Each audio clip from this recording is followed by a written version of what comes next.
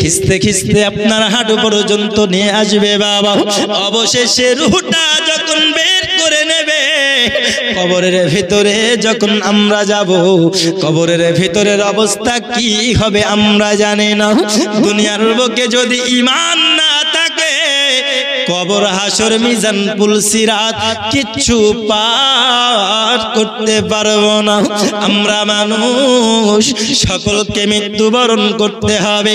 আল্লাহ পাক কোরআনের মধ্যে বলেছেন, কুল্লু নাফসিন যায়িকাতুল মাউত, প্রত্যেক জানদার ব্যক্তিকে মৃত্যুর স্বাদ চাখতে হবে, কিন্তু মৃত্যুর পূর্বে আর দুনিয়া ও মাজিরাতুল আখিরাহ, দুনিয়া হলো আখিরাতের বাজার, আর দুনিয়া থেকে আখিরাতের জন্য বাজার করে নিয়ে যাওয়ার প্রয়োজন আছে বাবা। যদি বাজার না করতে পারি, কাল হাসরের মাঠে মাহশরের প্রান্তরে ভয়ানক পরিস্থিতি আমাদের হবে। কারণ আমরা জানি না আল্লাহর আয়াত অপেক্ষায় কুল্লু নাফসিন যায়িকাতুল মাউত, কোন জায়গায় আমাদের মৃত্যু হবে আর কোন জায়গায় আমরা মুসলমানের কবর হবে, কেউ আমরা বলতে পারবো না। হবে গোরস্থান কোন জমিনে, মাটি আমার হবে গোরস্থান, কাদের চোখের জলে আমি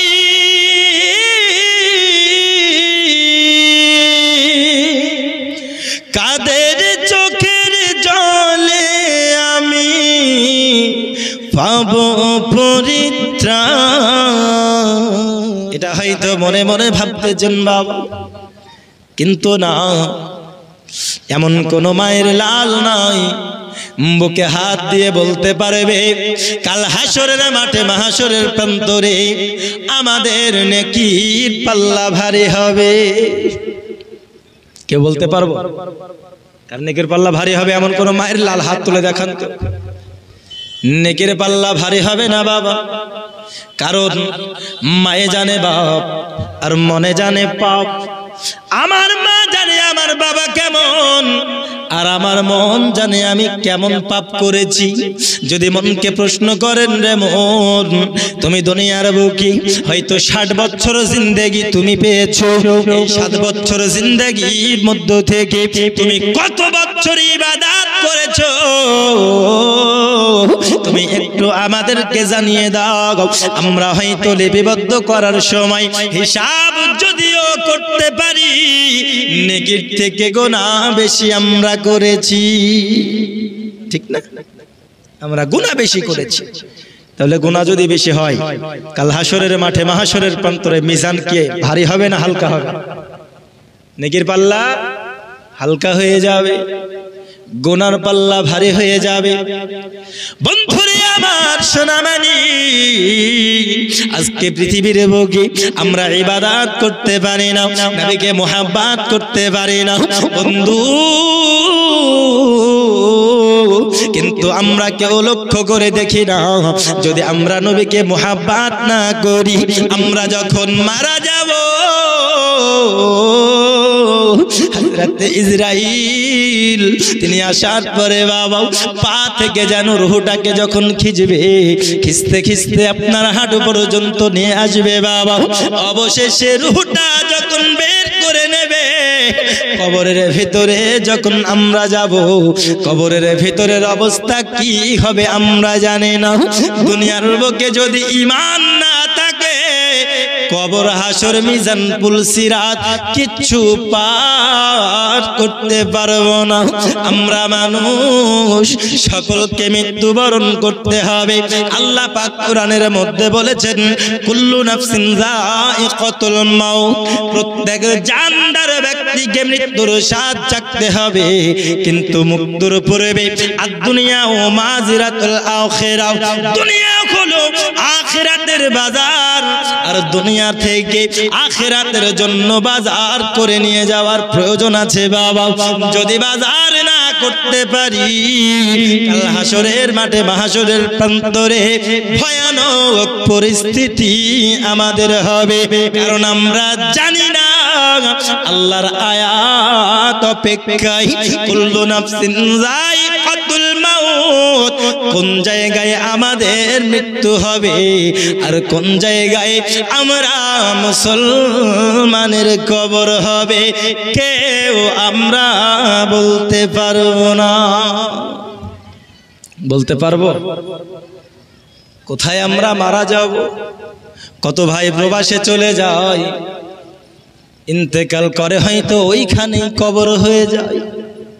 কত ভাই নিজের গ্রামে দাফন হয়, কত মা নিজের শ্বশুর বাড়ির গ্রামে ইন্তেকাল করার পরেও মনে হয়তো আশা রেখেছে বাবার বাড়ির ওইখানে দাফন হব।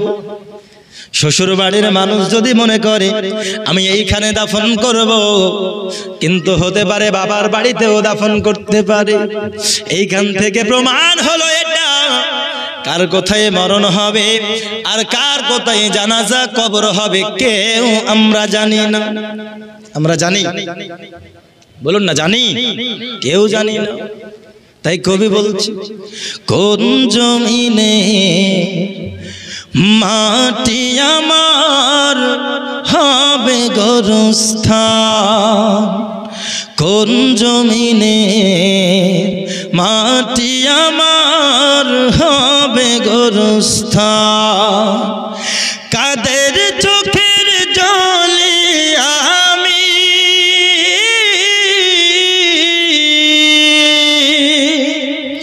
কাদের চোখের জলে আমি পাবো পরিত্রাণ, কোন জমিনের মাটি আমার হবে গোরস্থান, কোন জমিনের মাটি আমার হবে গোরস্থান, কারায় আমায় গোসল দেবে কে আনিবে কাফন, কারায় আমায় কেঁদে কেঁদে করে দেবে দাফন, কারায় আমায় গোসল দেবে কে আনিবে কাফন, কারায় আমায় কেঁদে কেঁদে করে দেবে দাফন, কারায় আমার পাশে বসে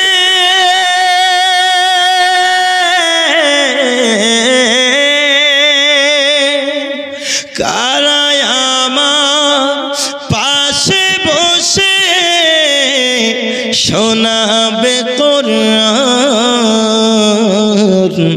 কোন জমিনের মাটি আমার হবে গোরস্থান, কোন জমিনের মাটি আমার হবে গোরস্থান। জোরে হবে না সুবহানাল্লাহ? আরো জোরে হবে না সুবহানাল্লাহ? কোন জমিনের মাটি আমার হবে গোরস্থান, কার কাঁধে চড়ে আমি কবর দেশে যাব, জানি না কার মোনাজাতে খোদার রহম পাবো। আমরা জানি? কেউ জানি না। কার কাঁধে চড়ে আমি কবর দেশে যাব, জানি না কার কাঁধে চড়ে, জানি না কার মোনাজাতে খোদার রহম পাবো, কার কারণে করবে ক্ষমা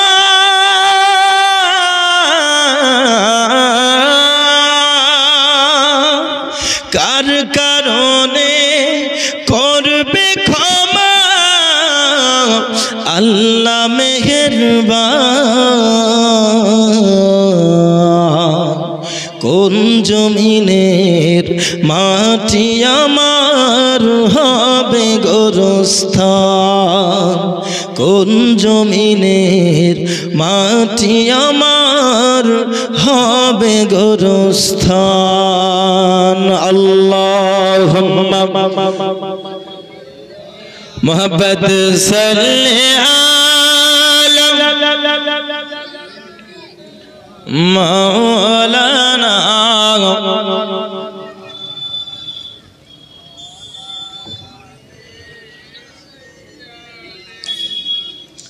مولانا صل على محمد محمد हरदम ज़बान पाक नामे दर्दी আমরা সবাই জানি আমরা কেউ নিজের আমলে জান্নাতে যেতে পারবো না জান্নাতে যাওয়ার জন্য দুই তিনটে পথ আমাদেরকে অবলম্বন করতে হবে তাহলে যদি নেকির বদৌলতে আমরা জান্নাতে যেতে না পারি তাহলে কেমন করে আমরা সবাই জান্নাতে যাব তাই বলে কি নামাজ পড়তে হবে না যদিও নামাজের বদৌলতে জান্নাতে যেতে পারা যাবে না তাই বলে কি রোজা করতে হবে না যদিও রোজার বদৌলতে জান্নাতে যেতে পারবো না সবকিছুর বদৌলতে জান্নাতে যেতে পারবেন রে মুসলমান কিন্তু সবকিছু আমল করার পূর্বে আমার দয়াল নবীজির উপরে মুহাব্বত রাখা হলো শর্ত জোরে কন্না সুবহানাল্লাহ এই নবীর উপরে মুহাব্বত রাখলে কি হবে রে বন্ধু একটু গভীর মনোযোগ অন্তরের কান লাগান দরদি কাল হাসরের মাঠে কারো নেকির পাল্লা ভারী হবে না তাহলে কেমন করে জান্নাতে যাব একটু ভালো করে বুঝুন বাবা আমার দয়াল নবী সাল্লাল্লাহু আলাইহি ওয়াসাল্লামকে আমার ফেরেশতা মণ্ডলী আপনার সাহাবায়ে কেরাম জিজ্ঞাসা করলেন হুজুর কাল হাসরের মাঠে মাহশরের প্রান্তরে কাল আপনার উম্মতেরা তারা তারা করে বেড়াবে ওগো নবীজি আপনার গুনাহগার উম্মত থাকবে যারা নেকির বদৌলতে জান্নাতে যেতে পারবে না ওগো নবীজি কাল হাসরের মাঠে মাহশরের প্রান্তরে আপনার গুনাহগার উম্মতেরা আপনি নবীজি ওই মহাবিচারের দিন আপনাকে কোথায় পাবে গো নবী কারণ আপনি ছাড়া কারো কোনো গতি হবে না জোরে জোরে কন্না সুবহানাল্লাহ নবী ছাড়া কারো গতি হবে কারো হবে না নবী ছাড়া নাই সাহারা জানো দুনিয়া ওয়ালা নবী মোদের নয়ন মনি নবী মোদের নয়ন মনি নবী গলার মালা নবী ছাড়া নাই সাহারা জোরে করুন সুবহানাল্লাহ আব্বাজি আমার নবী ছাড়া কাল হাসরের ময়দানে কারো কোনো গতি হবে না রে বন্ধু ওই নবীকে কাল হাসরের মাঠে আমরা গুনাহগার উম্মত কোথায় খুঁজে পাবো সাহাবায়ে কেরামরা যখন জানতে চাইলেন হাবিব আপনি নবীকে কোথায় পাবো আমার নবী বললেন উম্মত ওগো আমার সাহাবী আমার গুনাহগার উম্মত আমি নবীকে মাত্র তিনটে জায়গায় উপস্থিত পাবেন জোরে কন্না সুবহানাল্লাহ আরো জোরে হবে না সুবহানাল্লাহ কটি জায়গায় পাবে তিনটে জায়গায় পাবে আব্বাজি আমার সাহাবায়ে কেরামরা জানতে চাইলেন হাবিব হাসরের ময়দান তো ছোট হবে না বিরাট বড় জায়গা ওই কঠিন বিচারের দিন যেই দিন সূর্য মাথার এত উপরে আছে, আধা তো উপরে চলে আসবে গো নবী। নবীজি গো, সূর্য মাথার আধা তো উপরে আসবে, আর জমিন থাকবে না, তামা হয়ে যাবে। ওগো নবীজি, আপনি কোন জায়গায় ওই মহাদিনে উপস্থিত থাকবেন গো নবী? আমার নবী বলতেছেন, সাহাবী, তিনটে জায়গার মধ্যে আমি সর্বপ্রথম যেই জায়গায় আমায় উপস্থিত পাবে, ওগো আমার সাহাবী, সূর্য যখন মাথার আধা উপরে আসবে আর জমিন যখন তামা হয়ে যাবে, আমার গুনাহগার উম্মত যেন পিপাসায় পিপাসিত হয়ে যাবে। এত পিপাসা লাগবে, কিতাবের মধ্যে বলা হয়েছে জিহ্বা শুকিয়ে কাঠ হয়ে যাবে গো সাহাবী। আমার গুনাহগার উম্মত পানির জন্য তারা করবে, এত আযাব পাবে, এত কষ্ট পাবে, শরীর থেকে ঘাম বছর ভাবে চুইয়ে চলে যাবে। আমি নবীজি বলে দিলাম, ওই দিনে হাসরের ময়দানে আমার গুনাহগার উম্মতেরা 25,000 বছর যেন আল্লাহ আল্লাহ করে বেড়াবে। কয় বছর? 25,000 বছর আল্লাহ আল্লাহ করে ডাক দেবে। কিন্তু কিতাবের মধ্যে বলা হয়েছে দুনিয়ার 50,000 বছর আর কাল হাসরের ময়দানে একটি দিন সমান হবে দুনিয়ার 25,000 বছর। কাল কিয়ামতের দিনের একটি দিন অর্ধেক দিন সমান হবে। কিতাবের মধ্যে বলতেছি, আমার আল্লাহ দুনিয়ার মানুষের 25,000 বছর কোন ডাকে আমার আল্লাহ সাড়া দেবে না। কথা বুঝতে পারলেন? আল্লাহ সাড়া দেবে না। তাহলে 25,000 বছর যেই যা আমল করেছে, যেই যেমন নেকি করেছে রে বন্ধু, ওই রকম নেকির বদৌলতে কষ্ট কম পাবে। যে যেমন গুনাহ করেছে ওই রকম গুনার সে কষ্ট পাবে রে বন্ধু। বন্ধুরে আমার, সোনামানিক আমার গভীর মনোযোগ, ওই কাল হাসরের ময়দানে আমার নবী বলতেছেন, উম্মাত যেই তিনটে জায়গায় আমি উপস্থিত থাকবো তার মধ্যে একটি জায়গা আমার উম্মাতের মধ্য থেকে সবাই যখন পিপাসিত হবে একটি আলোচনা করবে, ওগো ভাইজান চলো না আমরা যাই আমাদের আদি পিতার কাছে চলে যাই। হয়তো আমাদের আদি পিতার কাছে যাওয়ার পরে আমাদের কোনো ব্যবস্থা হয়ে যাবে। সবাই মিলে হযরত আদম আলাইহিস সালামের কাছে যাওয়ার পরে বলবেন, ওগো আদি পিতা আদম, পৃথিবীর বুকে আমরা সবাই শুনেছি আল্লাহর কাছ থেকে প্রেরিত সর্বপ্রথম নবী হলেন আপনি। এমন কি সব নবীর আদি পিতা আপনি গো আদম নবী। নার কাছে এসেছি এই মহান কঠিন দিন, এই দিনে আপনি আমাদেরকে পরিত্রাণ দিন।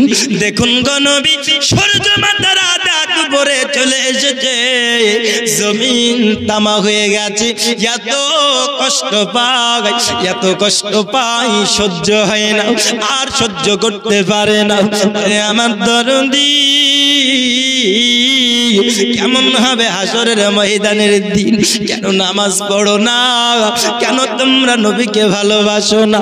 কেন তোমরা রোজা রাখো না? কেন তোমরা মেলায় গিয়ে ঠেলা গাও? কেন এত সুন্দর ইবাদতের কাছে তোমরা আসো না?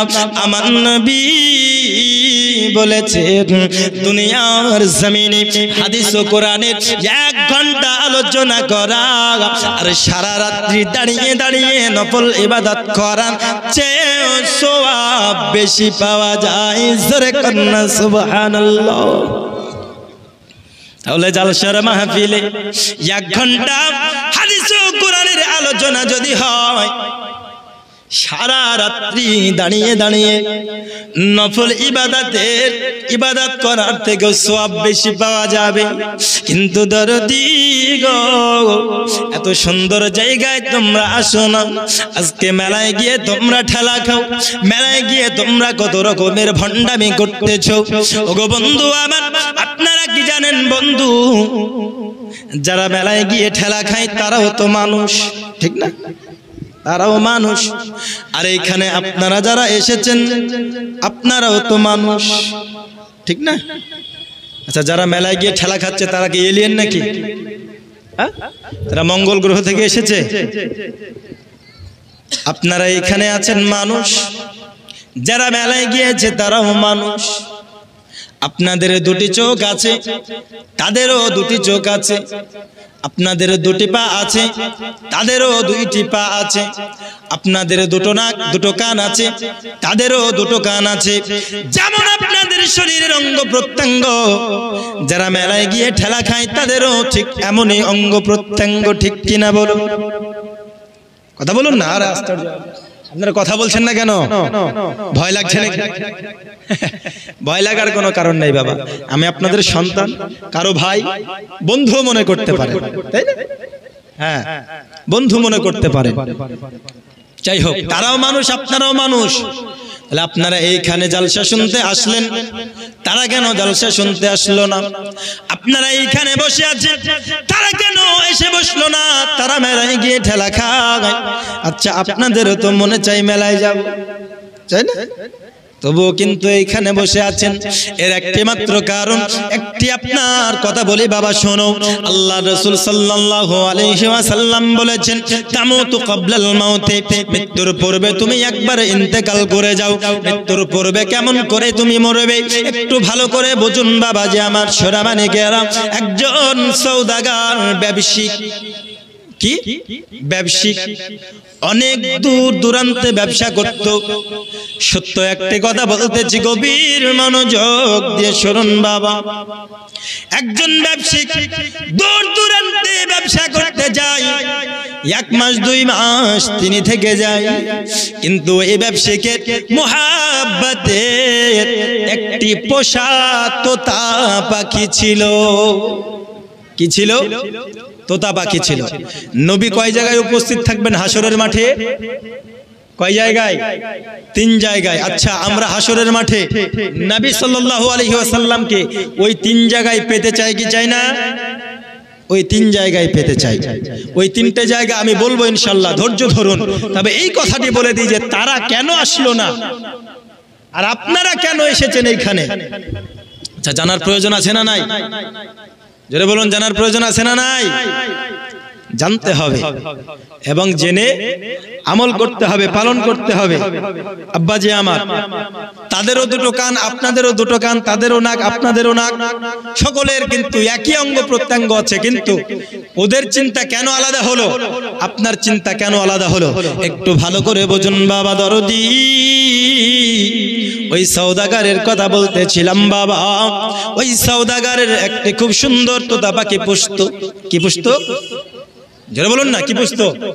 তোতা পাখি পুষতো।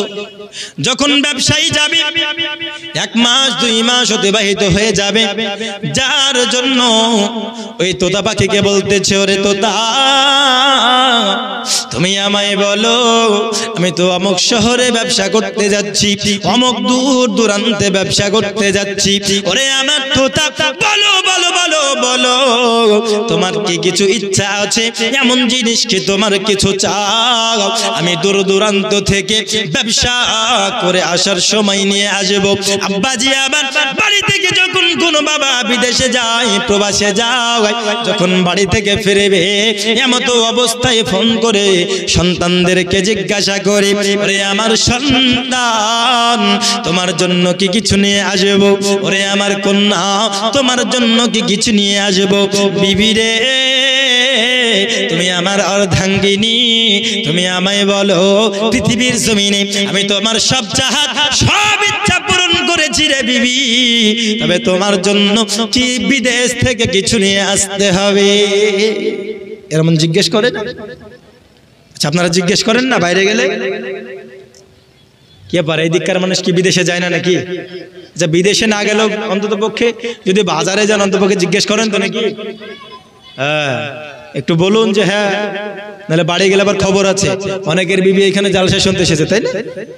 হ্যাঁ, তো জিজ্ঞাসা করে ঠিক তোতা পাখিকে খুব ভালোবাসতো সেই সওদাগর ব্যবসায়ী। তো জানতে চাইছে, তোতা তোমার জন্য কি কিছু নিয়ে আসতে হবে? তোতা পাখি বলতে যে হুজুর, ও আমার মালিক, আপনার কাছে আমার বেশি কিছু চাওয়ার নাই গো হুজুর, শুধু একটি বার্তা, যেই জায়গায় আপনি ব্যবসায়ী যাবেন ওই জায়গায় হাজার যখন তোতা পাখি দেখতে পাবেন, বিরাট একটি গাছে তোতা পাখিদের আসন হয়, একত্রিত বিরাট বড় বট গাছে অথবা অন্য কোনো বড় বড় গাছে তোতা পাখিরা একত্রিত হয়। হুজুর ওই জায়গায় যাওয়ার পরে আমি তোতা পাখির একটি বার্তা পৌঁছিয়ে দেবেন। কি পৌঁছাবেন? বার্তা, সংবাদ পৌঁছিয়ে দেবেন। তাজির শুনে নিল তোতা পাখির বার্তাটা, বলতেছে অবশ্যই অবশ্যই আমি ব্যবসায় যাওয়ার পরে যদি আমি দেখতে পাই, আমি ওই জায়গায় হাজার তোতা পাখি যদি দেখতে পাই, তবে আমি অবশ্যই তোমার বার্তা তাদের কাছে পৌঁছিয়ে দেব। সোনা মানিক আমার ব্যবসায়িক চলে গেল ব্যবসাতে, একদিন, দুই দিন, তিন দিন, চার দিন করতে করতে প্রায় এক মাস অতিবাহিত হয়ে গেল বাবা। হঠাৎ করে যেন বিরাট একটি বড় গাছের ওপরে যেন দেখতেছে হাজার হাজার তোতা পাখি ওই গাছের মধ্যে বসে আছে। যখন দেখেছে ওই ব্যবসায়িক অনেকগুলা তোতা পাখি, সঙ্গে সঙ্গে তোতা পাখিদেরকে ডেকে ডেকে ডেকে ডেকে কয়, তোতা পাখির দল, তোমাদেরকে আমার তোতা পাখি বার্তা পাঠিয়েছে। সেই বার্তাটি আপনার সেম টু সেম ওই ব্যক্তি বলতেছে, রে তোতা, আমিও তো তোদের মতো একটি পাখি, আমিও তো তোদের মতো একজন বন্ধু, আমারও তো মন চাই উড়তে, তোমরা যেমন খোলা আকাশে উড়ে বেড়াচ্ছ, আর আমি আছি খাঁচার মধ্যে বন্দি। এই ব্যবসায়িকের কাছে আমি খাঁচার মধ্যে বন্দি। আমারও তো চাই আমি আসমানে উড়ব, আমি যেইখানে ইচ্ছা সেইখানে যাব, যেটা ইচ্ছা সেটা আমি আহার করব, কিন্তু আমি পারি না, কারণ আমি তাজিরের খাঁচায় বন্দি রয়েছি। তোতা পাখির দল, আমারও তো ইচ্ছা হয় তোমাদেরকে মন খারাপ করে নাও, তোমাদের একজন বন্ধু খাঁচার মধ্যে বন্দি রয়েছে, তোমার কি মন খারাপ করে নাও, তোমাদের কি দুঃখ লাগে না? ওরে বন্ধু, আমি খাঁচার মধ্যে বন্দি, আমার খাঁচার মধ্যে বড় কষ্ট হয়, কারণ খোলা পাখি যারা রয়েছে তারা যেখানে ইচ্ছা সেইখানে যায়, আর যেটা ইচ্ছা সেটা খায়, ঠিক না? কিন্তু খাঁচার মধ্যে বন্দি পাখি যেখানে সেখানে যেতে পারবে না, যে যা ইচ্ছা তা খেতে পারবে না, মালিকের খাঁচায় বন্দি থাকতে হবে, আর যেটা দেবে সেটা খাদ্য হিসেবে গ্রহণ করতে হবে। এমন ভাবে কেউ যদি থাকে কষ্ট পাবে কি পাবে না? বলুন না, পাবে কিনা? মানুষ হোক চাই পাখি, পশু হোক চাই যেমন কিছু হোক না কেন, বন্দি যদি থাকে মনে বড় কষ্ট হবে। ওই বার্তাটা হাজার তোতা পাখির মধ্যে বলে যখন দিয়েছে, ওই ব্যবসায়িক বাবা যখনই এই কথা বলেছে, সঙ্গে সঙ্গে হাজারো পাখির মধ্য থেকে একটি পাখি যেন গাছ থেকে ধড়পড় করতে করতে জমিনে পড়ে সঙ্গে সঙ্গে মারা গেল। আল্লাহু আকবার। এই বার্তাটা শোনানো মাত্রই সঙ্গে সঙ্গে গাছ থেকে জমিনে সঙ্গে সঙ্গে ধড়পড় করতে করতে করতে করতে মারা গেল। ব্যবসায়িক অবাক, বুঝতে পারল না কি মাহিত্য এর মধ্যে, কি রহস্য রয়েছে, এমন কি মাহিত্য রয়েছে। ব্যবসায়িক তো হয়রান হয়ে গেল। একদিন দুই দিন ব্যবসা করার পরে বাড়িতে যাওয়ার পরে বলতেছে তোতাকে সংবাদ, বার্তা যে পাঠালো বার্তার রিপ্লাই যেটা হবে সেটা তো আবার ঘুরিয়ে দিতে হবে, ঠিক না? হ্যাঁ, আপনি আমাকে একটি চিঠি পাঠালেন, চিঠিতে আমি পড়লাম, পড়ার পরে কি আমি আপনাকে আবার ঘুরে রিপ্লাই করলাম, ঘুরে মন্তব্য করলাম, এটা তো আপনাকে জানতে হবে, ঠিক না? জানতে হবে। তো তোতা পাখি জিজ্ঞাসা করতেছে, মালিক আপনি কি আমার বার্তাটা পৌঁছিয়েছেন? আপনি কি আমার বার্তা পৌঁছিয়েছেন? তখন বলতেছে অবশ্যই পৌঁছিয়েছি। তারপরে পাখি বলতেছে তারপরে কি দেখলেন? বলতেছে হাজারো পাখির মধ্যে আমি দেখলাম একটি পাখি জমিনে যেন ধরপড় করতে করতে মারা গেল। বুঝলে, ধরপড় করতে করতে মারা গেল। এই কথা যখন শুনেছে খাঁচার মধ্যে পাখি, সঙ্গে সঙ্গে খাঁচার মধ্যে এই পাখি ধরপড় ধরপড় করতে করতে খাঁচার মধ্যে মারা গেল। জোরে কোন আল্লাহু আকবার। খাঁচার মধ্যে মারা গেল। তাজির হয়রান, কি রহস্য এদের দুজনের মধ্যে বুঝতে পারলো না। এই বিষয়টা বলবো, আমি যে সূচি রেখেছি সেটা হচ্ছে মেলায় যারা ঠেলা খাচ্ছে কেন এখানে আসলো না, আপনারা এখানে এসে বসলেন, কেন মেলায় গেলেন না? জানতে হবে না দুজনের মাইন্ড পরিবর্তন কেন হলো। একবার মুহাব্বতে দরুদ আল্লাহুম্মা সাল্লি আলা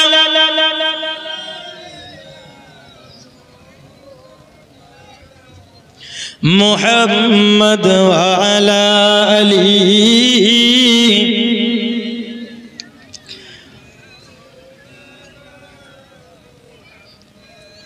সাল্লাল্লাহু আলা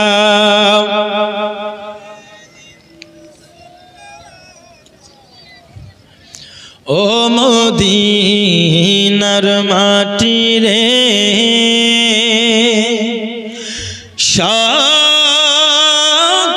সুখ বুঝি তোর কপালে। জোরে হবে না সুবহানাল্লাহ।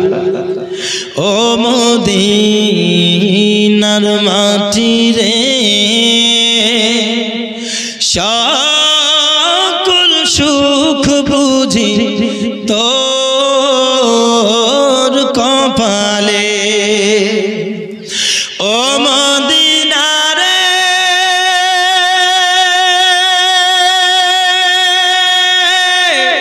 তোর বুকে আমার নবী, যার লাগি পাগল সবই, যার তরে হইল সৃষ্টি ত্রিভুবন। জোরে বলুন না সুবহানাল্লাহ। আমার হাতের ইশারা মানে সুবহানাল্লাহ। এই যে এত সুন্দর গজল, এই গজলগুলো শোনার জন্য আমাকে টাকা দেয়, জানেন? তা আপনারা তো নোট দিচ্ছেন না, তো ভোটটা দেন, ভোটও তো দিচ্ছেন না, তাহলে কেমন করে হবে? জোরে বলুন সুবহানাল্লাহ। তোর বুকে আমার নবী, যার লাগি পাগল সবই, যার তরে হইল সৃষ্টি ত্রিভুবন। কাঁদি আমি সারাক্ষণে, কখন যাব সেখানে, কাঁদি আমি সারাক্ষণে, কখন যাব সেখানে। সহে না সহে না আর পরাণে, ও মদিনার মাটি রে, সকল সুখ বুঝি তোর কপালে। জোরে বলুন সুবহানাল্লাহ। ওই তাজির বলতেছেন, পাখি আমি যখন তোমার বার্তাটি পৌঁছালাম, হাজারো পাখির মধ্য থেকে একটি পাখি জমিনে পড়ে যেন ধড়পড় করতে করতে মারা গেল। এই বার্তাটি যখন খাঁচার মধ্যে ওই পাখিকে বলেছে, সঙ্গে সঙ্গে খাঁচার মধ্যে পাখিও ধড়পড় করতে করতে মারা গেল। বাবা তাবজির হয়ে দুজনের কথা শুনে আরেকজন ইন্তেকাল কেমন করে করলো।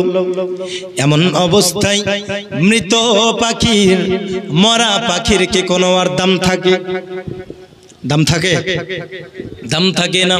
আরে পাখি তো দূরের কথা, মানুষ যদি মারা যায় 1 ঘন্টা 2 ঘন্টা যত তাড়াতাড়ি পারা যায় কবরে পৌঁছিয়ে দাও, ঠিক না?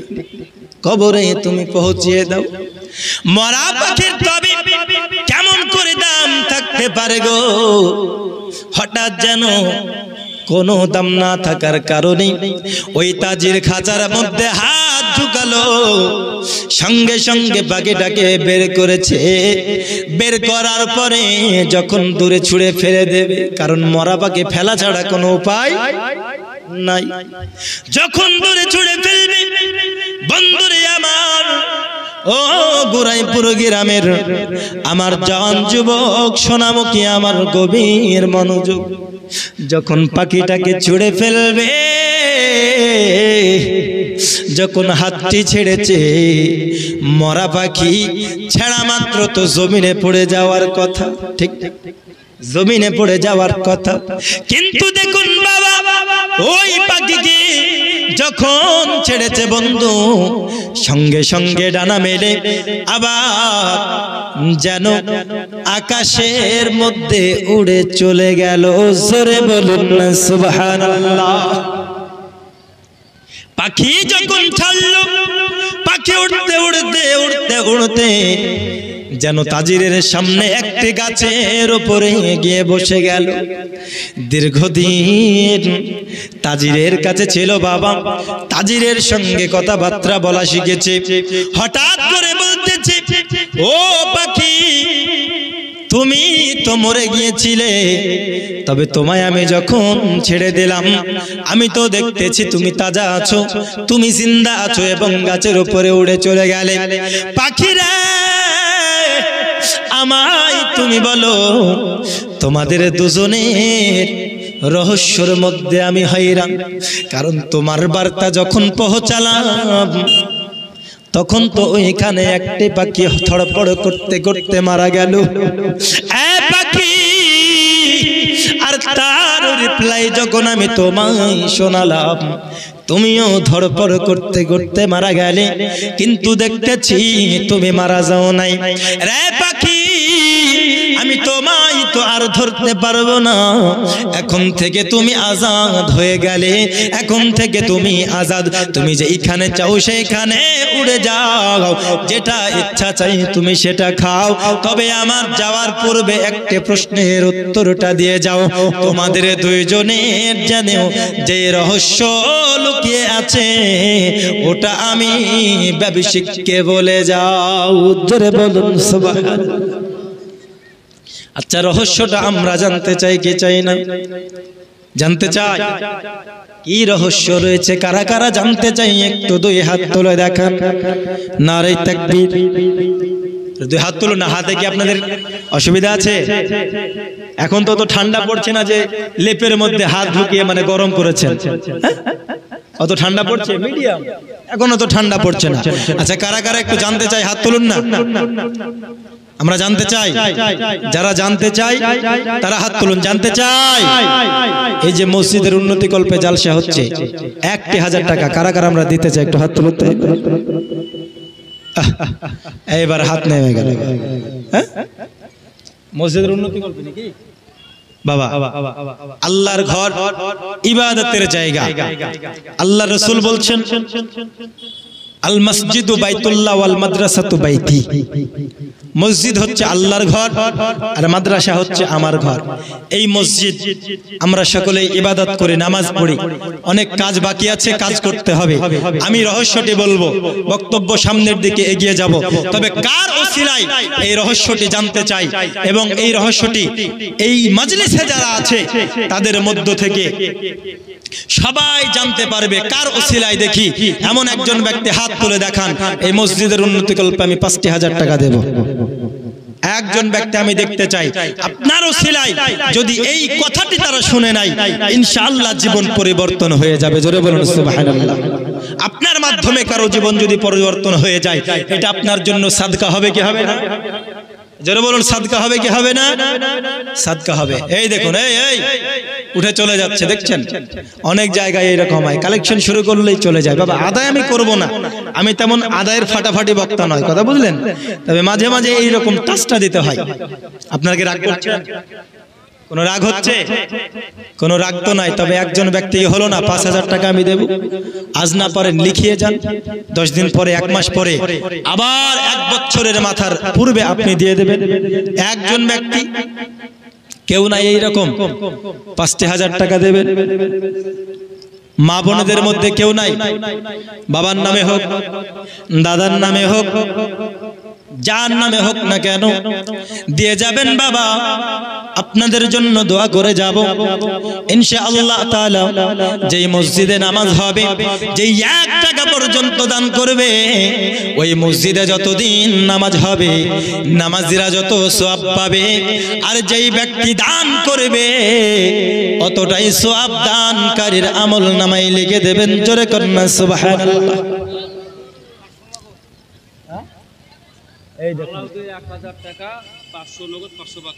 আলাউদ্দিন সাহেব 1000 টাকা দিয়েছেন, 500 নগদ আর 500 বাকি। ইস্তেকবালের জন্য একবার তাকবীর লাগায়, নারে তাকবীর।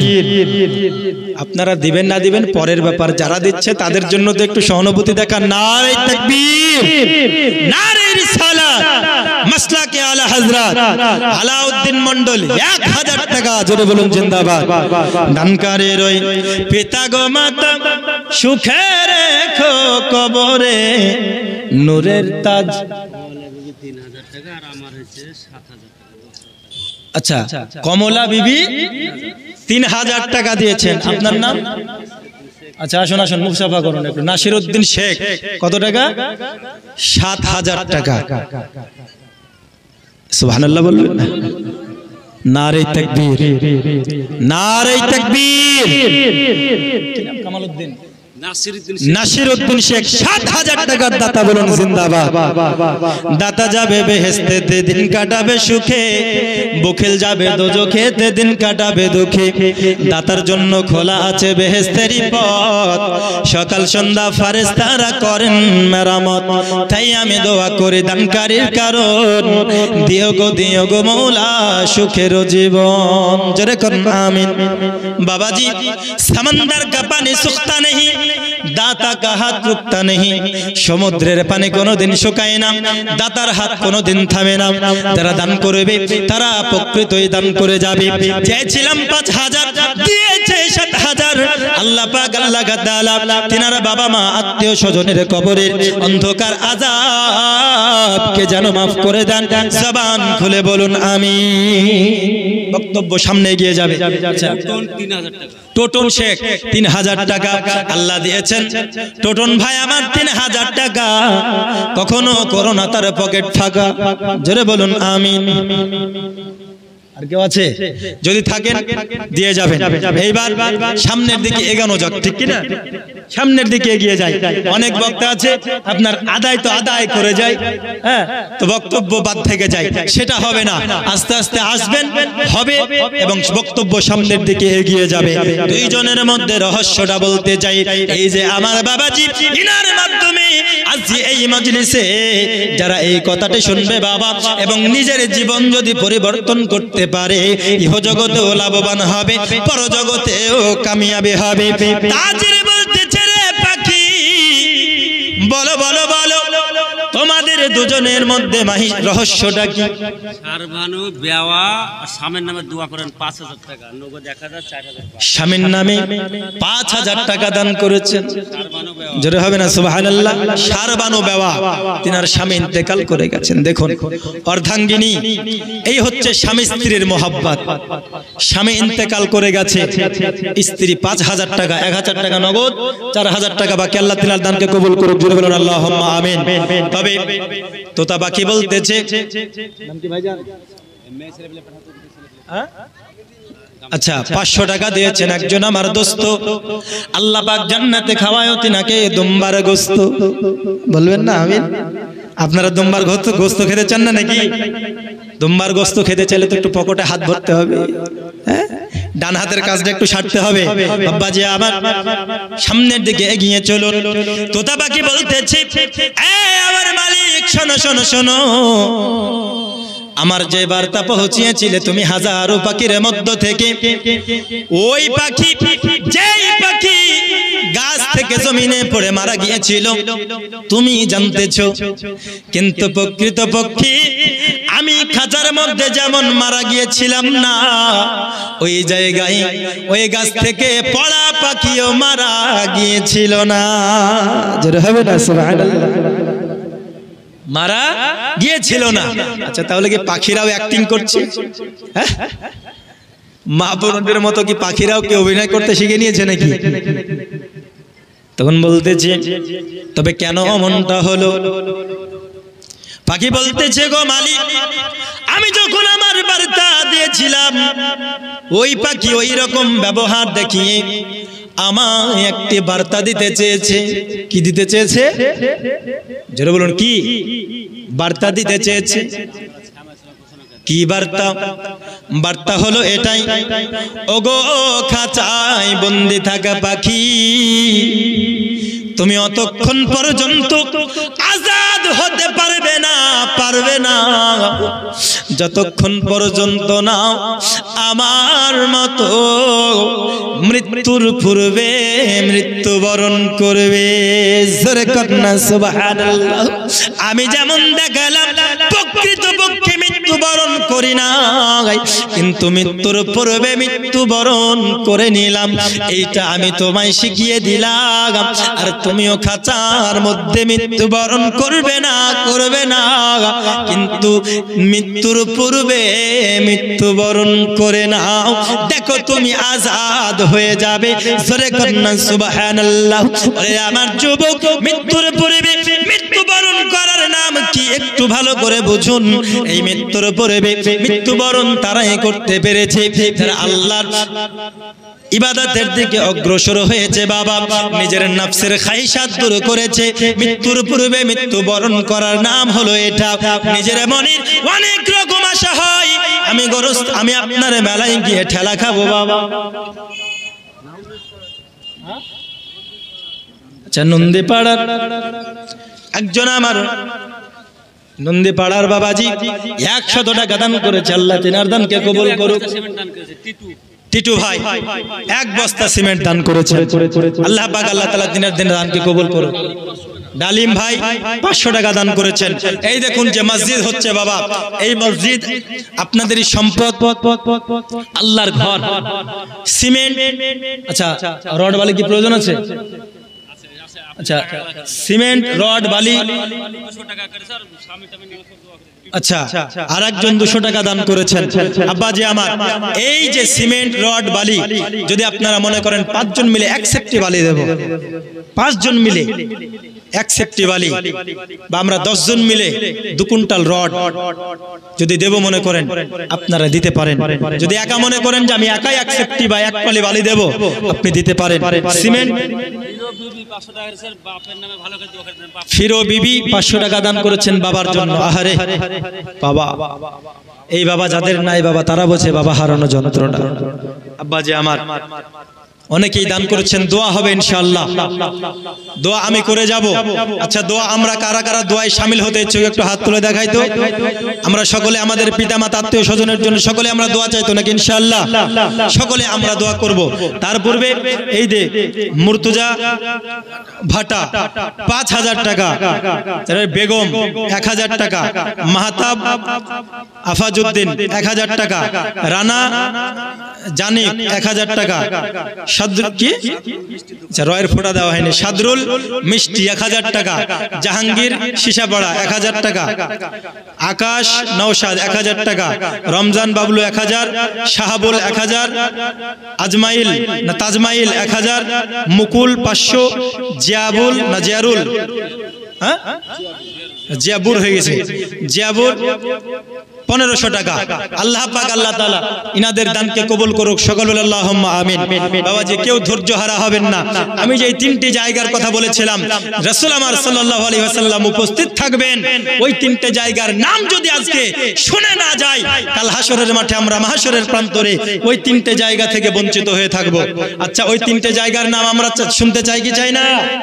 আমরা গুনাহগার উম্মত, নবীকে ওই তিনটে জায়গায় পেতে চাই। এ বাপজি কি হলো, 1 নাম্বার নাকি? হ্যাঁ, 1 নাম্বার না 2 নাম্বার? বলছে 1 নাম্বার মানে কি? প্রস্রাব নাকি? হ্যাঁ, আর 2 নাম্বার মানে টয়লেট, পায়খানা। আর 3 নাম্বার কি? কেউ দেখায় 3, তো 3 নাম্বার মানে কি বায়ু সরানো নাকি? হ্যাঁ, তো 1 2 3 যায় যান, একটু ধৈর্য ধরুন, আবার চলে আসুন। এক ধরে বসে থাকা সম্ভব নয়, তাই না? আচ্ছা, এগুলো মতি 1000, হাবিব 1000, বিক্রম 500, আরিফ 500। আচ্ছা, আপনি নামগুলো করুন না, আমি বলে দিচ্ছি।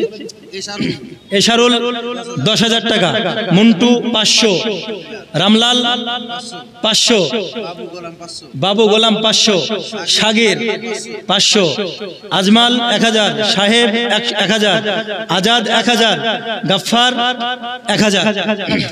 আচ্ছা, আল্লাহ তাআলা ইনাদের দানকে কবুল করুক। নাম বাবাজি এখন নওশাদ আলী 2000 টাকা। নারে তাকবীর।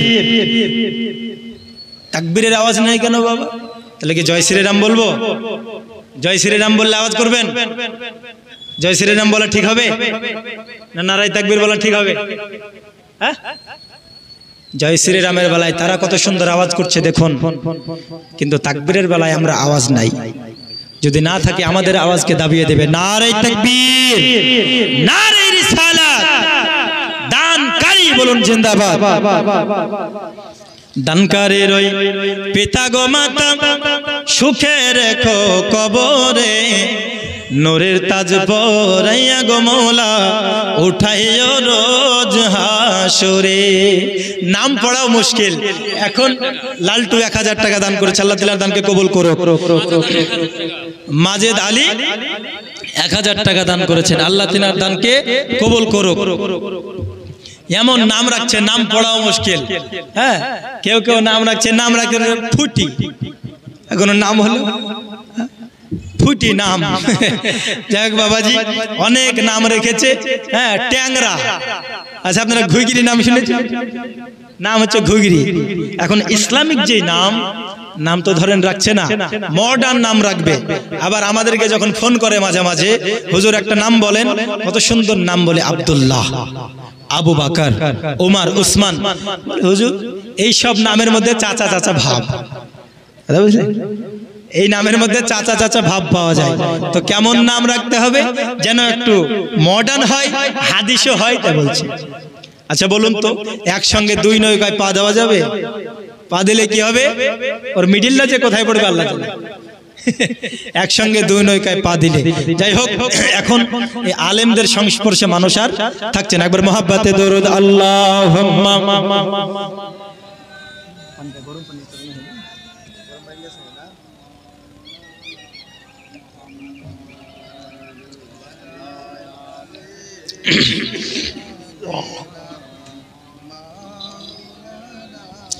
মুহাম্মদ সাল্লাল্লাহু তাআলা আলাইহি ওয়াসাল্লাম। বাবাজি আস্তে আস্তে দান আসবে, আস্তে আস্তে বক্তব্য সামনের দিকে এগিয়ে যাবে। বাবা আমি বলেছিলাম কেন তারা মাহফিলের মধ্যে আসতে পারে নাই?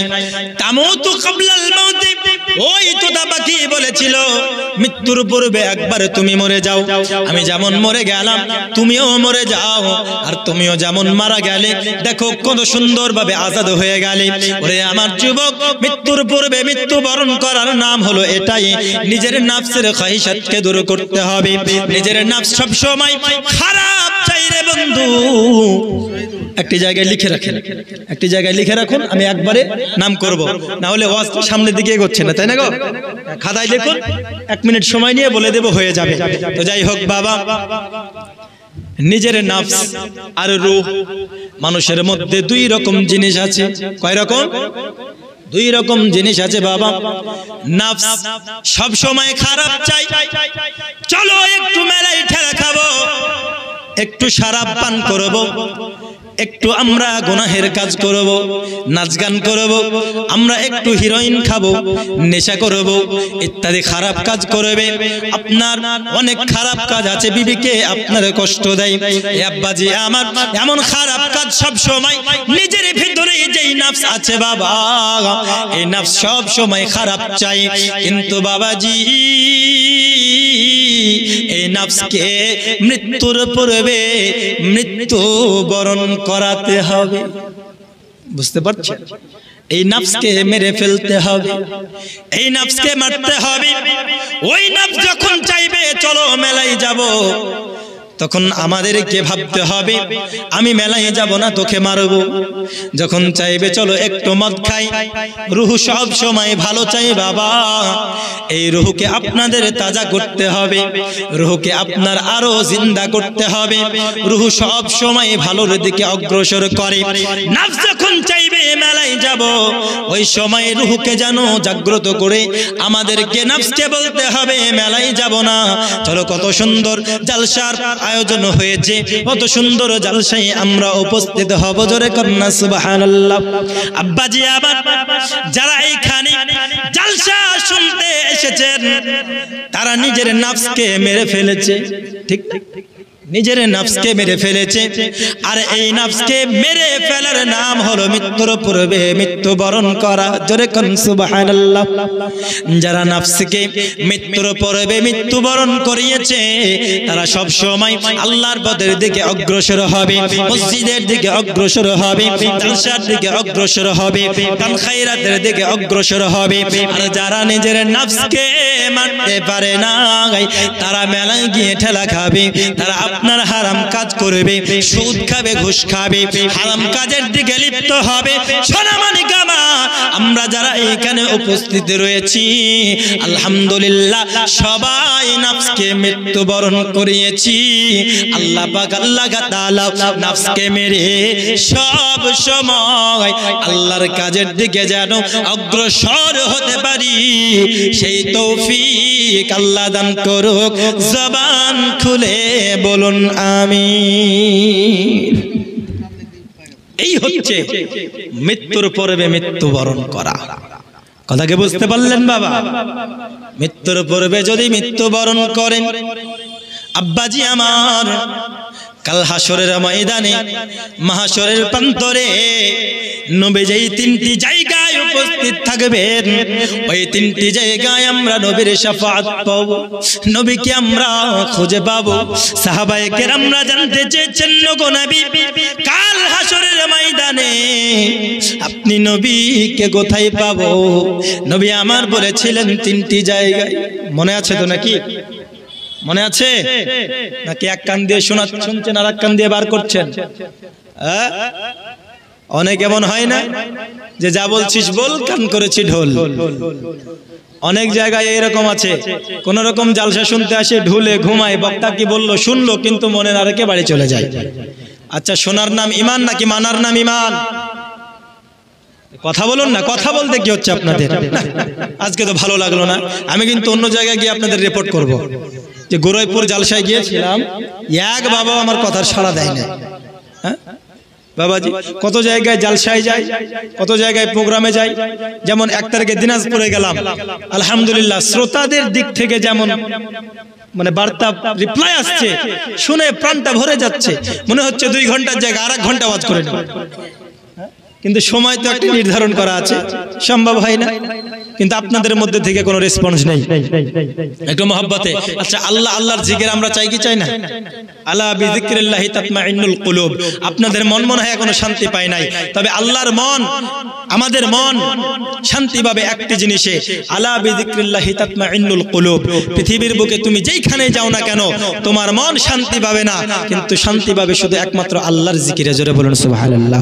আমরা একটু সামনের দিকে এগিয়ে আসবো আর আমরা একটু আল্লাহর জিকির করব। আল্লাহ আল্লাহ আল্লাহ, জিকির করুন না। আল্লাহ আল্লাহ আল্লাহ আল্লাহ আল্লাহ আল্লাহ আল্লাহ আল্লাহ আল্লাহ আল্লাহ, রহমাতাল লিল আলামিন কান্দেন নবী রাত্র দিন পাপি তাপি উম্মতের কারণ রে আল্লাহ আল্লাহ আল্লাহ জোরে জোরে বলুন না আল্লাহ আল্লাহ আল্লাহ আমার উম্মত গুনাহগার কি জন্যে হয় শেষ বিচার আমার উম্মত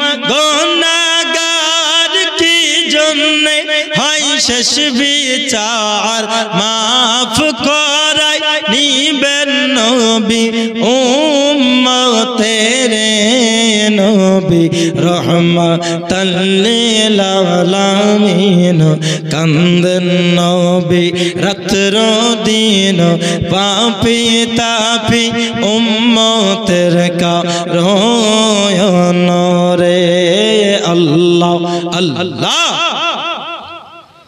লা ইলাহা ইল্লাল্লাহু মুহাম্মাদুর রাসূলুল্লাহ সাল্লাল্লাহু আলাইহি ওয়াসাল্লাম।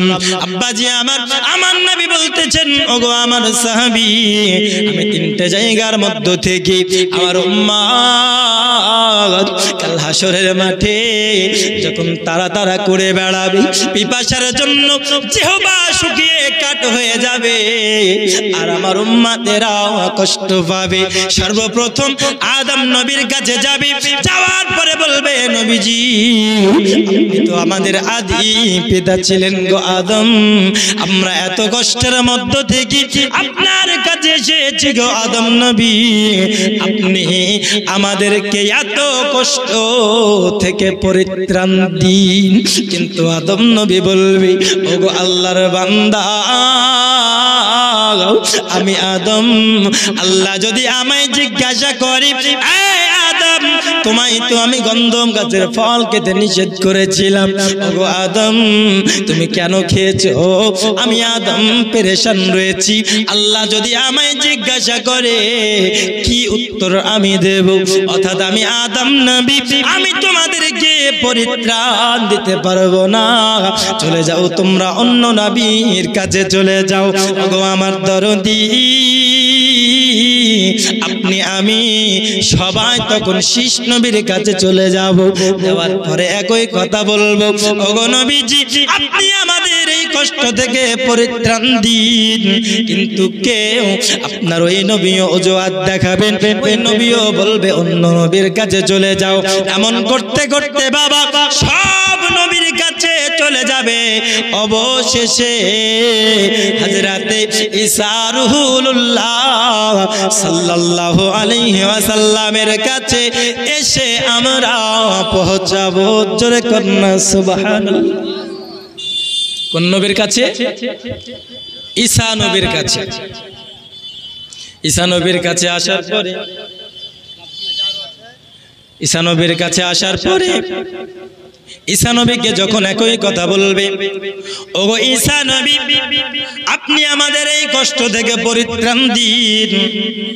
ঈসা নবী তখন বলবে, আমি তো তোমাদেরকে এত কষ্ট থেকে পরিত্রাণ দিতে পারবো না, কিন্তু অবশ্যই এমন একটি ঠিকানা বলে দিতে পারবো, যেই ঠিকানায় যদি তোমরা যাও তোমরা খালি হাতে ফিরবে না। জোরে কন্যা সুবহানাল্লাহ। তোমরা খালি হাতে ফিরবে না, এমন একটি জায়গায় তোমাদেরকে ঠিকানা আমরা দেব। পৃথিবীর বুকে কেউ ফিরে নাই, আর কাল হাসরের মাটি আজকের দিনেও তোমরা ফিরবে না। ওই ঠিকানাটি অন্য কোনো জায়গা নয়, ওই ঠিকানাটি হলো আমার দয়াল নবীজি। জোরে জোরে বলুন না সুবহানাল্লাহ। আচ্ছা, মেয়ে ছেলে মেয়েদের দিক থেকে দান, মা বোনেদের দান, এই দেখুন মা বোনেদের দান ৫,০০০ টাকার কাছাকাছি চলে এসেছে। আল্লাহ তিনার দালকে কবুল করুক। মা আপনাদের মন তো খুব নরম, নরম বলেই তো হযরতে শাহিদুল ৫০০ টাকা দিয়েছেন। মেয়েদের মন কেন নরম জানেন? হ্যাঁ, কেন নরম হয়? এই জন্য যে আল্লাহ পাক আল্লাহ তাআলা কিন্তু গন্ধম গাছের ফল খেতে নিষেধ করেছিল, করে না? নিষেধ করেছিল। তো হযরতে আদম নবীকে শয়তান যখন বলল, আদম নবী কিন্তু জান্নাতে চলে গিয়েছিল দৌড়ে। শয়তানকে বলেছে আল্লাহ যখন নিষেধ করেছে আমি খাবো না, চলে গিয়েছে। এইবার হযরতে হাওয়াকে শয়তান ওয়াসওয়াসা দিল, এ হাওয়া তুমি কি জানো যে আল্লাহ কেন নিষেধ করেছে? তো হযরতে হাওয়া বলছে বলো। শয়তান মুরব্বির রূপ ধরে এসেছে। তখন হযরতে হাওয়া বলছে বলুন কেন নিষেধ করেছেন আল্লাহ? তো বলতেছে এই গন্ধম গাছের ফল যদি খাও তাহলে তোমরা চিরস্থায়ী একে অপরের সঙ্গী হয়ে চিরস্থায়ী জান্নাতে থেকে যাবে। আল্লাহ চায় না যে তোমরা জান্নাতে থাকো, তার জন্য খেতে নিষেধ করেছে। কথা বুঝতে পারলেন? তো মা হাওয়ার তো মনটা খুব নরম মহিলা, বুঝলেন, মনটা বড় নরম। তিনি বলতেছেন আমার স্বামী আমার কাছে চিরস্থায়ী থাকবে, আমরা দুইজন চিরস্থায়ী জান্নাতে থাকবো, এর থেকে সৌভাগ্য কি আর হতে পারে? হযরতে আদম নবী কিন্তু জানতেন না যে তিনি গন্ধম গাছের ফল খাচ্ছেন। হযরতে হাওয়া তিনি আপনার কি করলেন, ওই গন্ধম গাছের ফলকে শরবত বানিয়ে হযরতে আদম নবীকে খাইয়ে দিয়েছিলেন। শয়তানের ওয়াসওয়াসায় পড়ে গেল। তাহলে মা বোনদের মনটা নরম, তার জন্য তো গন্ধম গাছের ফল স্বামীর মোহাব্বতে এসে হযরতে হাওয়া আদমকে খাওয়িয়ে দিয়েছিল। মা তোমাদের মনটা খুব নরম গো মা, 11 মাস আপনারা রাখুন, একটি মাস লক্ষ্মীর ভান্ডারটা দিন মা, একটি মাস। সরকার তো মমতা, এখন মেয়েরাই সরকার, তাই না? মেয়েরাই সরকার, এদেরকে আমাদের দরকার। মা বোন আপনাদেরকে বলবো, এখন তো আবার লক্ষ্যের ভান্ডার 500 থেকে 1000 করেছে। একটি লক্ষ্যের ভান্ডার আপনারা এই মসজিদে দিন, আপনাদের দানের বদৌলতে এই মসজিদে ইবাদত বান্দেগি হবে, মসজিদের কাজ হবে। আল্লাহ পাক আল্লাহ তাআলা আপনাকে জান্নাত নসিব করবে। আল্লাহ পাক আল্লাহ তাআলা আপনার সমস্ত গুনাহ মাফ করুক। জোরে বলুন আল্লাহুম্মা আমিন। কাল হাশরের ময়দানে আমার নবী 3টে জায়গায় থাকবেন। যখন পিপাসার কারণে জিহ্বা শুকিয়ে কাঠ হয়ে যাবে, নবী আমার বলতেছেন আমি আমার গুনাহগার উম্মতের জন্য প্রথম নাম্বার জায়গা হাউজে কাউসার উপস্থিত থাকবো। জোরে করুন সুবহানাল্লাহ। কোন জায়গায়? হাউজে কাউসারের জায়গায়। ওগো নবীজি, হাউজে কাউসারের জায়গায় যদি আপনাকে না পাই গো নবী, কোন জায়গায় আমরা উপস্থিত আপনাকে খুঁজব? আমার নবী বলতেছেন ওগো আমার উম্মত, হাউজে কাউসারে যদি তুমি আমাকে না পাও, তবে নেকি এবং গুনার পাল্লা ওজন করা হবে, আমি নবীজি ওই মিজানের কাছে উপস্থিত থাকবো। জোরে করুন সুবহানাল্লাহ। জোরে হবে না সুবহানাল্লাহ? ওই জায়গায় উপস্থিত থাকবো। ওগো নবীজি, 2 নাম্বার জায়গায় যদি আপনাকে না পাই, তবে আপনাকে কোথায় খোঁজার জন্য আমরা যাব? সঙ্গে সঙ্গে বলতেছেন ওগো আমার সাহাবী, তোমরা যদি দ্বিতীয় জায়গায় আমায় না পাও, 3 নাম্বার জায়গায় অবশ্যই থাকবো। আমার গুনাহগার উম্মতেরা পুলসিরাতের রাস্তা যখন পার করবে, কেউ বা কেটে কেটে পড়বে, কেউ আপনার ঝুলবে, কত কষ্টে পার হবে। আমার গুনাহগার উম্মতেরা কষ্ট পাবে। আমি নবীজি, আল্লাহ পাক ঘোষণা করে দিয়েছেন ওয়ামা আরসালনাকা ইল্লা রাহমাতাল লিল আলামিন। চিল্লায়ে কোন আল্লাহু আকবার। আমার আল্লাহ বলেছেন আমি আমার হাবিবকে দুনিয়ার বুকে পাঠাই নাই, কিন্তু পাঠিয়েছি একমাত্র রাহমাতাল লিল আলামিন বানিয়ে। আমার গুনাহগার উম্মতেরা কেটে কেটে পুলসিরাতের জাহান্নামে পড়বে, আমি আল্লাহর কাছে ওই মুহূর্তে সিজদায় পড়ে যাব। আমার গুনাহগার উম্মতের জন্য আমি সুপারিশ করব। 1 2 3 4 করতে করতে আমার একটি উম্মত যতক্ষণ জাহান্নামে থাকবে, ততক্ষণ আমি নবীজি জান্নাতে যাব না। আমি আমার সমস্ত উম্মতকে লইয়া জান্নাতে প্রবেশ করব। যার মধ্যে রায় পরিমাণ ঈমান রয়েছে, তাকে লইয়া আমি নবীজি জান্নাতে যাব। জোরে করুন সুবহানাল্লাহ। এই হলো 3টি জায়গা। আসর দিয়ে 1000 টাকা দিয়ে আসর আসরউদ্দিন আসিরউদ্দিন কত 1000 টাকা দান করেছে। দেখছেন মহিলারা পাচ্ছে লক্ষ্মীর ভান্ডার 1000, কিন্তু দিচ্ছে বাবাজিরা। হ্যাঁ, মহিলাদের মধ্যে থেকে লক্ষ্মীর ভান্ডার একটা আসছে না, 10 টাকা 5 টাকা 100 টাকা করতে করতে 5000 হচ্ছে। তো যাই হোক, যেটা আসছে আসতে দিন। এই তিনটে জায়গায় আমার রাসূল উপস্থিত থাকবেন, কিন্তু ওই রাসূলকে ওই জায়গায় পাওয়ার জন্য তো দুনিয়ার বুকে আমাদেরকে রাসূলকে ভালোবাসতে হবে, তাই না? রাসূলের হুকুম মানতে হবে। আমরা এখন এত বেয়াদব, আল্লাহর কাজের দিকে অগ্রসর হয় না, পরনিন্দা পরচর্চা করতে ব্যস্ত, ঠিক না? মসজিদে গিয়ে ইবাদত করব, মন চাই না। কেন? চায়ের দোকানে আরেকজনের আমরা দুর্নাম করছি। এই দিক দিয়ে আবার মা বোনেরা খুব স্মার্ট, পরনিন্দা পরচর্চা, একের কথা আরেকজনকে বলা। আমি খারাপ করি নাই, আরেকজনের সামনে বলছে, শুন জানো ওই ব্যক্তি এমন অমুক অমুক কাজ করেছে, আবার বলেছে এক, ও গাইয়েছে আর এক। এরকম হয় না যে পরনিন্দা পরচর্চা আপনাদের এলাকায় হয়? পরনিন্দা করে, একের কথা আরেকজনকে চুগলখড়ি কথা লাগায়। জানেন কথা লাগালে কি হবে জানেন? একটু শুনুন বাবা। একজন মহিলা ইন্তেকাল করে গেছে, ভালো করে শুনুন মা বোনেরা, এক উরাইফের গ্রামের আমার মা বোনেরা শুনে নিন। রাতের বেলা মহিলা ইন্তেকাল করেছেন, মহিলার গোসল দেওয়ার জন্য মহিলা প্রয়োজন, ঠিক কিনা? মহিলা গোসল দেওয়ার জন্য কি প্রয়োজন? মহিলার গোসল পুরুষ দেবে? দেবে না। মহিলার গোসলের জন্য মহিলা প্রয়োজন, আর পুরুষের গোসল দেওয়ার জন্য পুরুষ প্রয়োজন।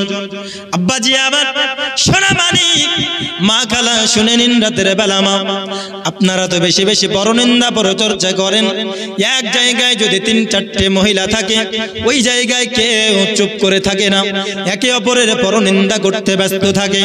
আব্বাজি আমার সোনা মানিক, ওই সময় পরনিন্দা পরচর্চার কারণটা কি হবে, পরনিন্দা পরচর্চার অবস্থা কি হবে একটু ভালো করে বুঝুন। এক মহিলা ইন্তেকাল করে গেছে, ওই মহিলাকে গোসল দেওয়ার জন্য 2 জন মহিলা যেন আপনার গোসলখানায় প্রবেশ করে নিয়েছে। প্রথম মহিলা আর দ্বিতীয় মহিলা, দুজনের মধ্যে দ্বিতীয় মহিলা বলতেছে প্রথম মহিলাকে, ওরে বোন তুমি কি জানো, যেই মহিলা আমরা গোসল দিচ্ছি, যেই মহিলার গোসল দিচ্ছি, তুমি কি জানো অমুক গ্রামে অমুক ব্যক্তির সঙ্গে এই মহিলার সম্পর্ক ছিল? কি বললো? যেই মহিলা মারা গেছে অমুক গ্রামে অমুক একজন ব্যক্তির সঙ্গে সম্পর্ক ছিল। আচ্ছা, এইরকম সম্পর্কের কথা অনেক মহিলারা গাহাগাহি করে না গো? গাহাগাহি করে করে। ওই মহিলা বলতেছে, সত্য ঘটনা বলছি বাবা, বলতেছে অমুক জনের সঙ্গে সম্পর্ক ছিল। যখনই বলেছে এই কথা, সঙ্গে সঙ্গে, আচ্ছা বলুন, মানুষ মারা গেলে কি তার কোনো ক্ষমতা বাকি থাকে? থাকে? কোনো ক্ষমতা বাকি থাকে না। যখনই ওই দ্বিতীয় মহিলা বলেছে অমুক ব্যক্তির সঙ্গে সম্পর্ক ছিল, সঙ্গে সঙ্গে ওই মুর্দা ওই দ্বিতীয় মহিলার হাতটাকে কপ করে ধরে নিয়েছে। যেরকম আল্লাহু আকবার, কি করেছে? ধরে নিয়েছে। আশ্চর্য ব্যাপার, মুর্দা জীবিত মহিলার হাত ধরে নিয়েছে। এই মা খালা শুনুন, হাত ধরে যখন নিয়েছে ভয় করবে না? ভয় হবে তো নাকি? ভয় হবে। এমন তো অবস্থায় বাবা হাত ছোটাতে চাই, কিন্তু হাত ছোটাতে পারে না। প্রথম মহিলা চেষ্টা করলো, কোন রকমের মুর্দার কাছ থেকে হাত ছোটাতে পারলো না। প্রথমত চেষ্টা করলো গোসলখানার মধ্যে হাত ছোটাবে, কিন্তু পারলো না। অমত অবস্থায় বাইরে যেন এলান হয়ে গেল, দেখো দেখো দেখো আশ্চর্য কেমন একটি ঘটনা ঘটে গিয়েছে, আশ্চর্য কেমন একটি কথা হয়ে গেল। মুর্দা জীবিত মহিলার হাত ধরেছে, কি কারণে ধরেছে কেউ জানে না। হাত ছোটাতে চাই, ছোটাতে পারলো না। হাত যেন বারংবার ছোটাতে চাই, ছোটাতে পারলো না। অবশেষে সবাই যেন হাত ছোটানোর চেষ্টা করলো, পারলো না। অবশেষে গ্রামের কাজী সাহেবের কাছে চলে গেল। কার কাছে? কার কাছে? কাজী সাহেবের কাছে, যে বিচার করে, যে ফায়সালা দেয়, তার কাছে গেল। যাওয়ার পরে তিনিও চেষ্টা করলেন ছোটানোর, কিন্তু মুর্দার হাত থেকে জীবিত মহিলার হাত কোনো মতেই ছোটাতে পারে না। এই ঘটনা এর পূর্বে কোনোদিন এরকম অবস্থা আপনারা দেখেছেন? এমন তো ঘটে নাই, কিন্তু ঘটে গিয়েছে বাবাজি পৃথিবীর জমিনে একবার। কাজী সাহেব অনেক চেষ্টা প্রচেষ্টা করার পরে তিনি ঘোষণা দিলেন, বিচার দিলেন, দুজনের মধ্যে যে কোনো একজনের হাত কেটে ফেলতে হবে। কি হয়ে গেল? দুজনের মধ্যে যে কোনো একজনের হাত কাটতে হবে। প্রথম পক্ষ বলতেছে, মুর্দার মা, শোনো শোনো শোনো, তোমার মেয়ে তো ইন্তেকাল করে গেছে, তোমার মুর্দা মহিলার হাতটা কেটে নাও। তারা বলতেছে, আমার মহিলা ইন্তেকাল করে গিয়েছেন, তার হাত আমরা কাটতে পারবো না।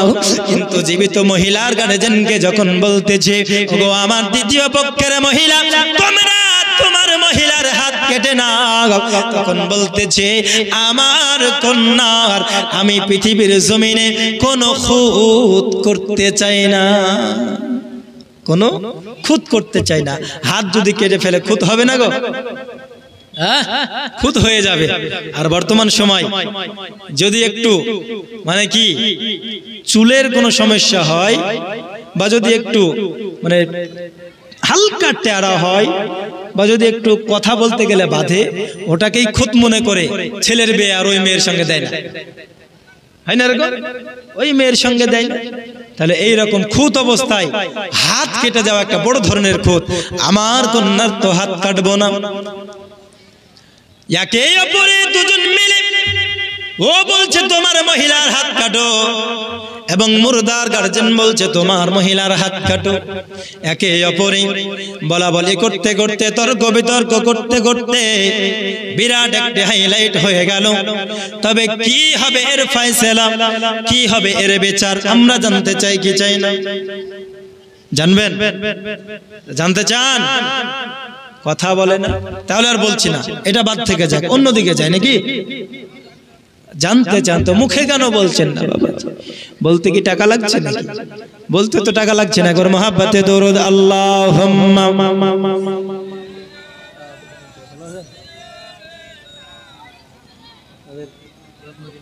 ঠান্ডা পানি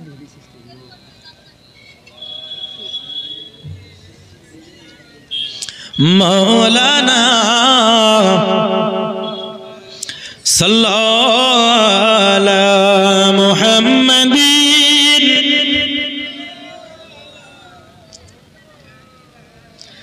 হরদম সবাত। তুমি মানলে মানো, তুমি মানলে মানো, না মানলে মন মানো না।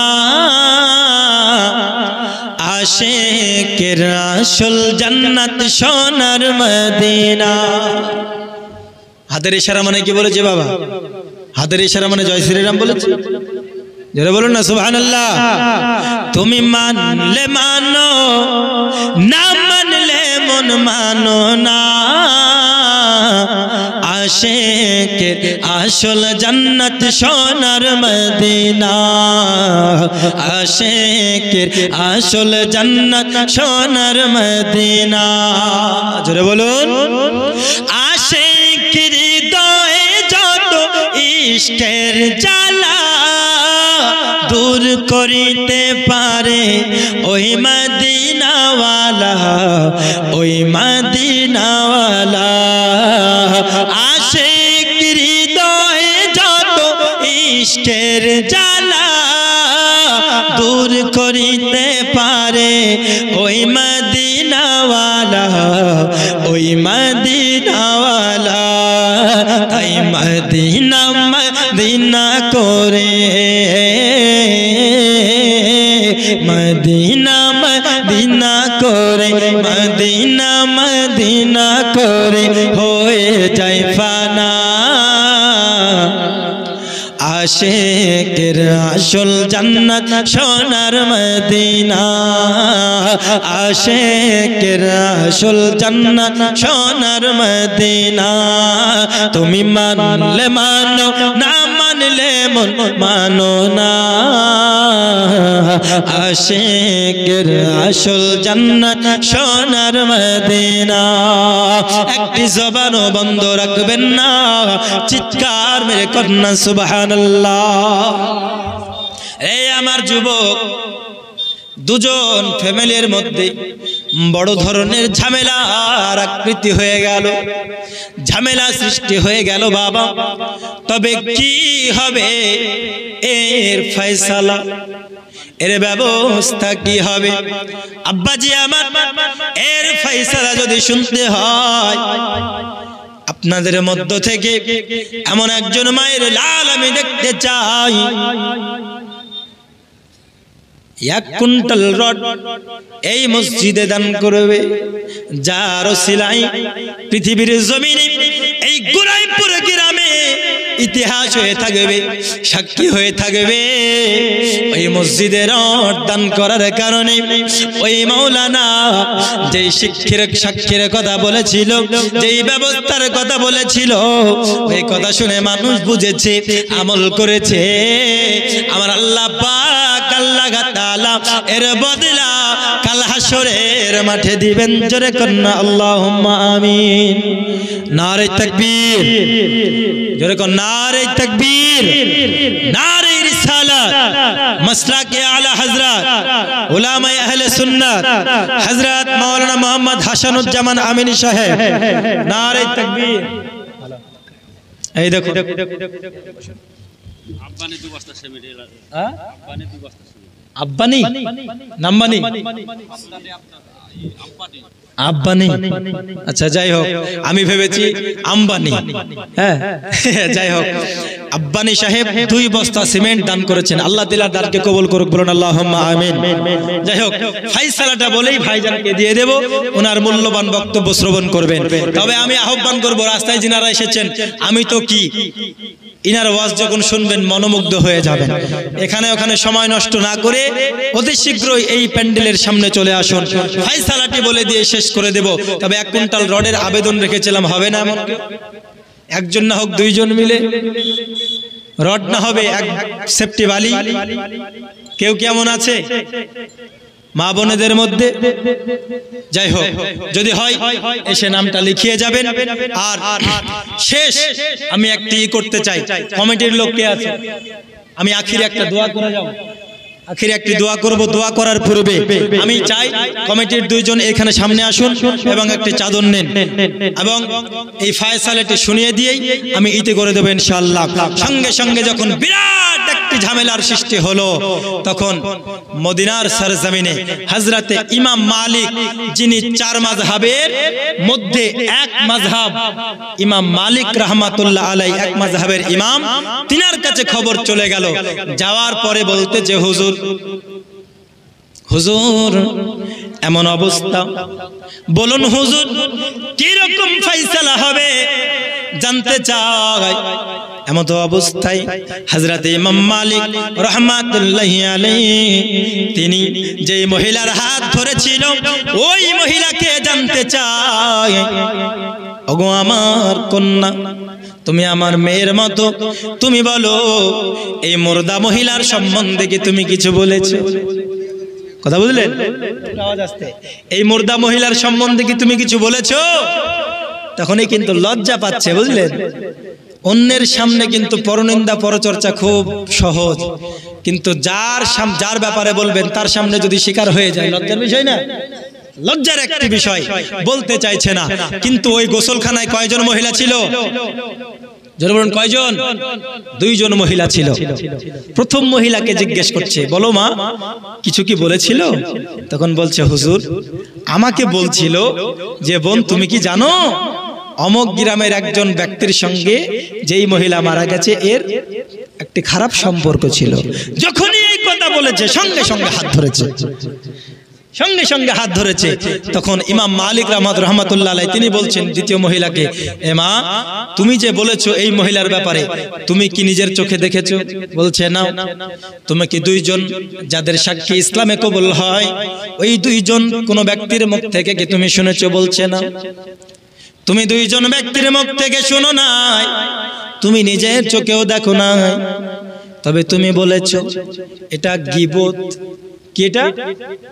গীবত, পরনিন্দা, পরচর্চা। শুনে নাও মা, এই মহিলার অমুক ব্যক্তির সঙ্গে কোনো সম্পর্ক ছিল না, তুমি জেনার অপবাদ দিয়েছ, যার জন্য এই মহিলা তোমার হাত ধরেছে। এখন হাত ছাড়ানোর একটি মাত্র উপায়, শরীয়তের মাসলা হলো যদি কেউ জিনা করে তাকে কালেমা পড়তে হবে এবং সঙ্গে সঙ্গে তার সঙ্গে 100 বেতের আঘাত দুররা উপভোগ করতে হবে।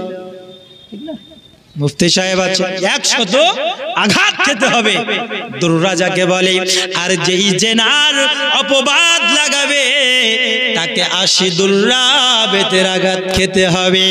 এমন করে মারার জন্য যখন জল্লাদকে ডাকা হলো, জল্লাদ যখন 1-2 করতে করতে মারা শুরু করেছে, দুররা যখন মারে বাবা, একবার, 2 বার, 3 বার করতে করতে 10 বার, 20 বার, 30 বার, 40 বার, 50, 60, 70, 79 পর্যন্ত যখন মেরেছে, ততক্ষণ পর্যন্ত মুর্দা হাত ছাড়ে নাই।